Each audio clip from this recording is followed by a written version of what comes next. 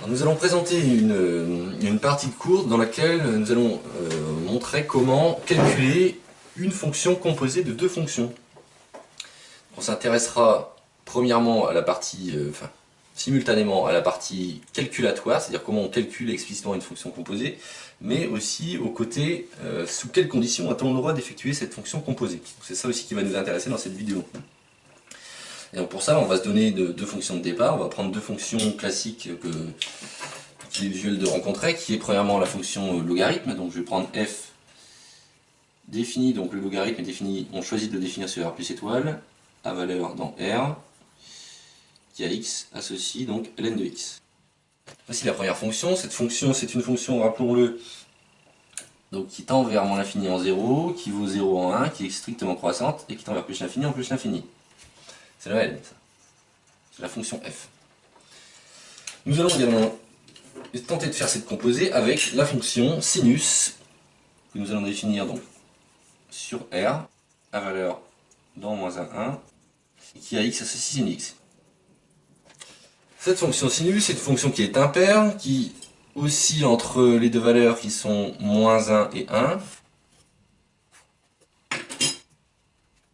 qui vaut 0 en 0, et qui est de pi périodique. Voilà, le motif à gauche étant tenu grâce à la symétrie par rapport à l'origine 0, étant donné que sinus est une fonction qui est impaire. Voilà. Alors ce qu'on va essayer de faire dans cette vidéo, c'est deux choses. Premièrement, calculer f rond g, c'est-à-dire la composée de g par f rond g, donc qui a x associe, elle est définie par la fonction qui a x associe f de g de x, et nous allons nous intéresser à g rond f de x. Et donc g rond f de x, c'est une fonction qui a x associe g de f de x. Voilà, alors comment calculer ça? Alors, de manière calculatoire, ce qu'on aura envie de se dire, c'est simplement que pour calculer en fait f de g de x, il suffit de remplacer la variable x ici par l'expression de g de x.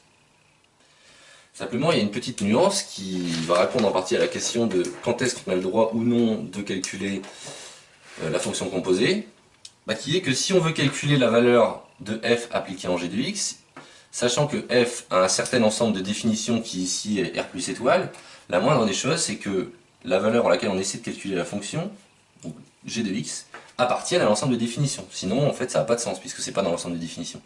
Donc la question c'est est-ce que pour n'importe quel x, est-ce que g de x appartient à l'ensemble de définitions de f?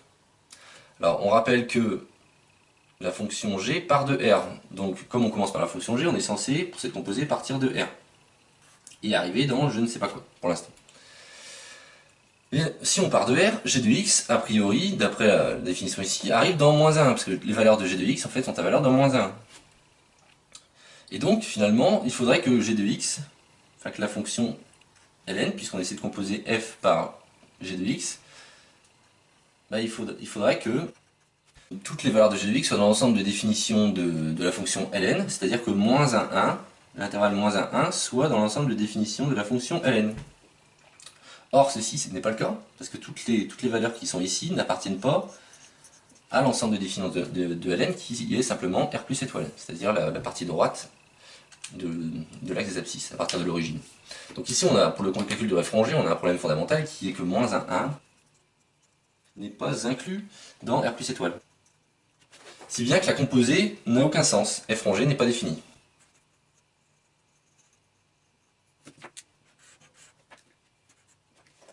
A l'inverse, essayons de voir si g rond f, elle, a un sens. Donc pour que g rond f ait un sens, f est la première fonction, nous partons de r plus étoile, donc on est censé partir ici de r plus étoile, puisque c'est la première composée, enfin la première application de fonction, c'est f. On est censé partir de r plus étoile, donc les f de x, lorsque x appartient à plus étoile, f de x appartient à r. Donc f décrit r. Alors la question c'est est-ce que sinus est bien défini sur r tout entier, c'est-à-dire est-ce que r est bien inclus dans l'ensemble des définitions de g? Et bien là, cette fois-ci, oui, on voit bien que tout l'ensemble des réels, cette fois-ci, est dans l'ensemble de définitions de g. Donc du coup, g de f de x aura un sens. Et g de f de x sera à valeur dans moins 1, parce que la dernière fonction par laquelle on va composer, c'est g. Et g est à valeur dans moins 1. Alors comment maintenant calcule-t-on la valeur de g? Simplement en remplaçant. Pour calculer donc g rond f de x, donc pour tout x dans l'ensemble de définition de f, c'est-à-dire r plus étoile, que vaut g rond f de x? G rond f de x est égal à g de f de x, et donc on remplace, c'est égal à g de sin f de x, c'est ln de x. Mais maintenant g c'est la fonction sinus, donc c'est égal à sinus de ln de x. Au final, notre fonction composée a cette expression. Alors je vais vous présenter ici une autre façon de peut-être plus simplement voir les ensembles de définitions, avoir les ensembles de définitions de départ de la fonction g en f, une manière qui peut-être vous aidera justement à trouver ces ensembles de définitions, un diagramme qui permet d'écrire autrement la fonction composée. On peut écrire une fonction composée de la manière suivante.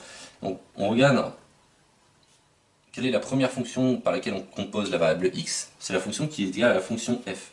Cette fonction f, elle part de r plus étoile et elle arrive dans R. Et la deuxième composée, enfin la deuxième fonction par laquelle on compose, le résultat de f de x justement, ça sera la fonction g. Donc là, la fonction g, elle doit partir donc d'un ensemble ici qui doit être inclus dans son ensemble de définition. Et là c'est le cas puisque c'est R. Donc la fonction g, elle part de R et elle va arriver dans moins 1.